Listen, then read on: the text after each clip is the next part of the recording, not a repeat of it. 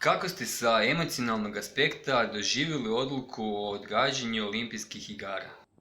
Odluka od odgodi olimpijskih igara nam na prvu sigurno nije dobro došla, jer ipak smo se za to pripremali 4 godine i htjeli smo tamo pokazati najbolje od sebe, ali kad su se emocije malo slegle, vidjeli smo da je to prava odluka, jer ipak sportaši se za ovo ljeto ne bi svi stigli adekvatno pripremiti i ne bi bili u najboljoj svojoj formi, tako da za iduće ljeto će svaki imati vremena i nadamo se da će tamo svaki sportaš dati sve od sebe.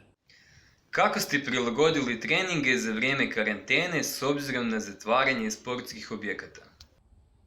Pa nakon što se sve zatvorilo, bazni, dvorane i teretane gdje smo inače trenirali, nije bilo lako se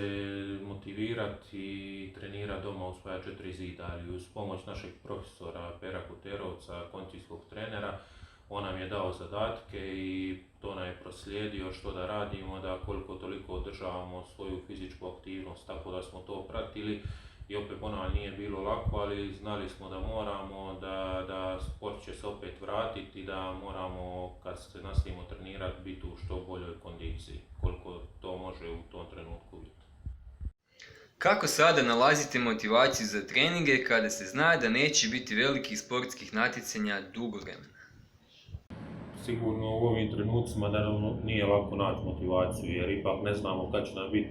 iduće službene utakmice što se tiče reprezentacije, ali opet mi kao sportaši smo navikli na mnogobrojne prepreke koje stoji ispred nas, kojim se svakodnevno borimo, tako da na kraju što znamo da bi trebali olimpijske igre biti iduće ljeto i to nam je najveća motivacija da se pokažemo tamo kao najbolji.